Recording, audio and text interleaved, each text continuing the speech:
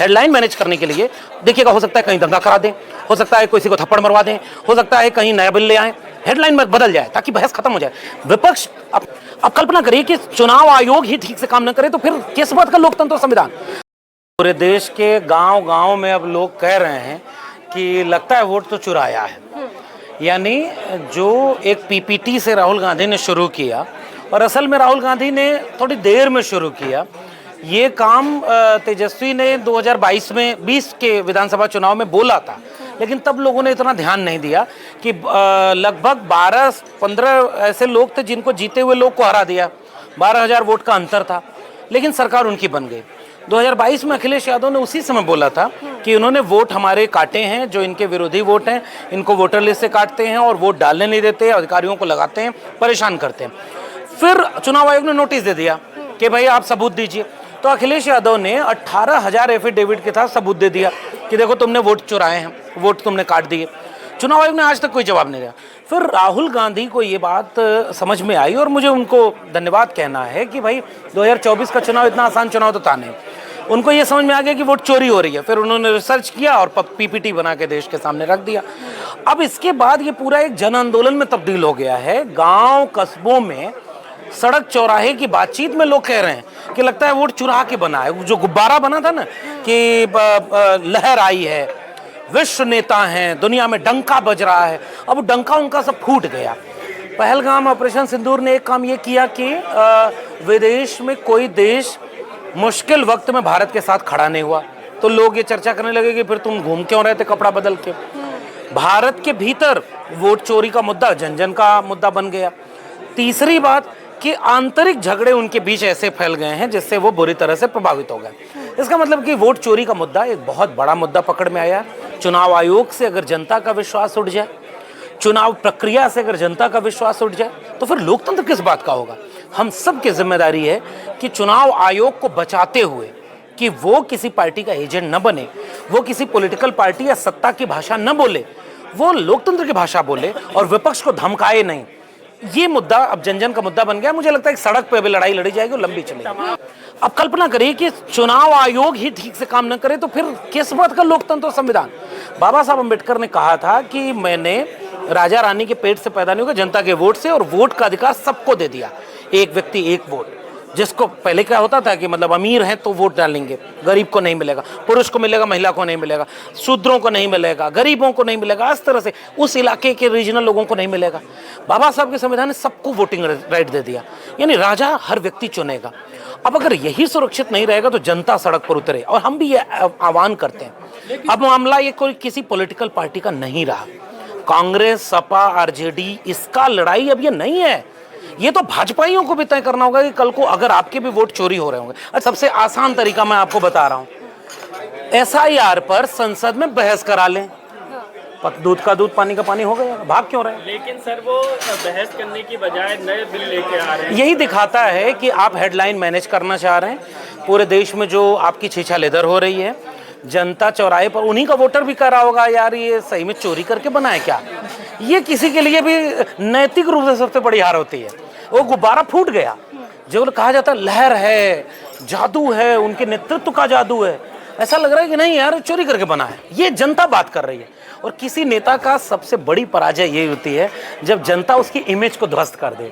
मैंने शुरू में ही कहा, ऑपरेशन सिंदूर के समय दुनिया का कोई देश बाहर में खड़ा नहीं हुआ, पाकिस्तान को सब समर्थन करने लगे, अमेरिका ट्रंप ने इतना मजाक उड़ाया, अब नमस्ते ट्रंप कैसे बोले। तो ये कहने का मतलब ये है कि वो खुद ही उनकी इमेज ध्वस्त हो रही है। हेडलाइन मैनेज करने के लिए देखिएगा, हो सकता है कहीं दंगा करा दें, हो सकता है किसी को थप्पड़ मरवा दें, हो सकता है कहीं नया बिल ले आए, हेडलाइन में बदल जाए ताकि बहस खत्म हो जाए। विपक्ष अपने लड़ाई लड़ रहा है, जनता को इसे जन आंदोलन में बदलना होगा। वोट चोर गद्दी छोड़ का बार बार नारा दिया जा रहा है, तो गद्दी किसको छोड़नी है? पीएम मोदी की ओर इशारा कर रहे हैं। जो चोर है, जो चोरी किया है, लोग चोर है, बीजेपी के सारे सांसद चोर है। नहीं, जो चोर है उसको समझ में आ रहा है, और चोर को सब जनता भी समझ रही है कि चोर है कौन। दाढ़ी कौन जल्दी बनवाया, तिनका किसके दाढ़ी में था, ये जनता समझ रही है। उसको गद्दी छोड़ना पड़ेगा। लोहिया और अम्बेडकर के विचार भी नहीं मिलते थे। 1956 में दोनों मिलकर काम करना चाह रहे थे, जीवन में विचार नहीं मिले। 1956 में दोनों मिलना चाह रहे थे। वक्त, परिस्थितियां, हालात ऐसे भी होते हैं, जैसे बाद में उसी कांग्रेस के साथ जा करके बाबा साहब संविधान समिति से लेकर के काम करवाए, मंत्रिमंडल में शामिल हुए, नहीं बात बनी, इस्तीफा दे दिए। वक्त, हालात, परिस्थिति, आज विपक्ष के तमाम दल कांग्रेस विरोध की राजनीति से उभरे हैं और आज कांग्रेस के साथ अलायंस में है, क्योंकि बीजेपी उससे बड़ा खतरा बन के आ गई है। न्यूनतम सहमति, मैं अपने तमाम साथियों को भी ये आह्वान करूंगा, जैसे मैं एक सवाल पूछ दूं, अच्छा नहीं लगेगा, इतना बड़ा संवैधानिक अधिकार, किस समाज को वोट का अधिकार सबसे बड़ा अधिकार मिला था, जिसके अलावा बाबा साहब के संविधान के अलावा किसी ने अधिकार नहीं दिया था? दलित समाज को, शेड्यूल कास्ट को। इस लड़ाई में सबसे आगे किसको रहना चाहिए? जिसको बाबा साहब ने हक दिया, उनके संविधान ने हक दिया, और वो कहाँ है? इसलिए ये सवाल सबका है। न्यूनतम सहमति बनानी होगी। आज जरूरत इस बात की है, कांग्रेस जब गलत थी तो हमने उसकी भी आलोचना की, कांग्रेस गलत करेगी तो कल को उसकी भी आलोचना करेंगे, लेकिन आज 10 में 5 बातें हमारी अलग अलग हों, सपा से, कांग्रेस से, आरजेडी से, जेएमएम से, तब भी अगर 5 जगह पर एक हो गए कि यार संविधान बचा लो, तो कम से कम संविधान बचा लो, बाद में आपस में भी लड़ लेना कि नहीं कांग्रेस ने क्या गलती की, सपा ने क्या गलती की, उस पर भी आलोचना होगी। लेकिन कोई सड़क पे ही न नजर आए, इतना बड़ा देश में खतरा। कल कौन कह रहा था कि 2024 में संविधान खतरे में? ये झूठा नैरेटिव फैलाया गया था। जरा समझदार बहुजन पत्रकारों, आप बताओ कि संविधान खतरे में है, ये झूठा नैरेटिव है। कौन कह रहा था? कौन पॉलिटिकल पार्टी के लोग कह रहे थे? आज वो लोग कौन कह रहे हैं? बीजेपी तो कहेगी, बीजेपी के अलावा भी कुछ लोग कह रहे थे। 240 सीटों पर वो ये कर रहे हैं। तीन बिल ऐसी ले आए कि किसी भी मंत्री विधायक को, मुख्यमंत्री को 30 दिन के लिए झूठा जेल में डालेंगे और सरकार गिरवाएंगे, पार्टी तोड़वाएंगे, सब विनाश कर देंगे। कब आओगे सड़क पर लड़ने? इसलिए न्यूनतम सहमति बनाकर एक बड़ी लड़ाई संविधान बचाने की लड़ाई। मैं कह रहा हूं कि आज बसपा वो पार्टी है जिसकी रैलियों में हमने देखा है कि बाबा साहब का संविधान मेला की तरह रैली होती थी आदरणीय बहन जी की, और संविधान की किताब वहां रखी रहती थी, लोग सीने से लगा कर ले जाते थे। दुनिया में ऐसा दूसरा इतिहास में कहीं नहीं होगा जो बसपा की रैलियों में था। संविधान की ताकत को एहसास कराया बसपा ने।